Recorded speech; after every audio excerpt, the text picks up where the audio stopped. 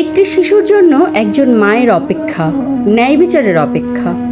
সেই অপেক্ষার শেষ হওয়ার কথা ছিল আজ, কিন্তু শেষ মুহূর্তে বদলে গেল সেই দিনটি।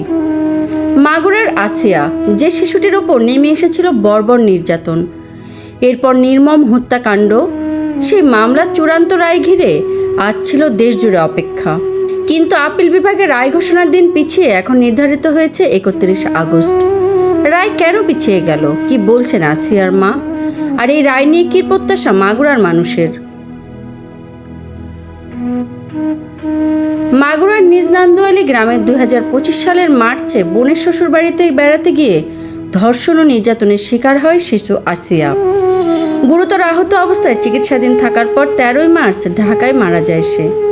এই ঘটনায় দায়ের করা মামলায় প্রধান আসামি হিটু শেখকে মৃত্যুদণ্ড দেন বিচারিক আদালত। এরপর শুরু হয় উচ্চ আদালতের আইনি প্রক্রিয়া। আসিয়ার এমন নির্মম পরিণতিতে শুরু থেকেই ক্ষোভ ও শোকে স্তব্ধ মাগুরার মানুষ।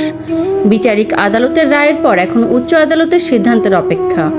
রায়ের তারিখ পিছিয়ে 31 আগস্ট হওয়ায় এলাকাবাসীর প্রত্যাশা আইনের স্বাভাবিক প্রক্রিয়ায় দ্রুত মামলার নিষ্পত্তি হোক, নিশ্চিত হোক ন্যায় বিচার। এই আসিয়ার মামলা রায়টা যেন না ফাঁসানো হয়, আমাদের সরকার খুবই ন্যায় বিচার জন্য আমরা তাড়াতাড়ি পাই। দীর্ঘ বিচার প্রক্রিয়ার প্রতিটি ধাপই আসিয়ার মায়ের কাছে ছিল অপেক্ষা আর যন্ত্রণার। আজ রায় শোনার অপেক্ষায় ছিলেন তিনি, কিন্তু রাষ্ট্রপক্ষের সময় আবেদনের পর রায়ের তারিখ 31 আগস্ট হওয়ায় আবারও বাড়ল তার অপেক্ষা।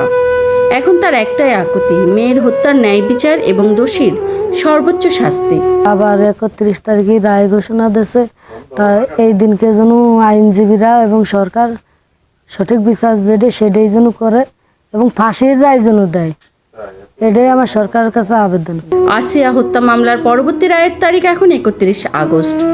সেই দিনের অপেক্ষায় আসিয়ার পরিবার ও এলাকাবাসী। তাদের প্রত্যাশার কোনো বিলম্ব নয়, আইনি প্রক্রিয়ার মধ্য দিয়ে মামলার চূড়ান্ত নিষ্পত্তি হবে এবং আসিয়ার পরিবার পাবে কাঙ্ক্ষিত ন্যায় বিচার। Desk report, voice of tiger.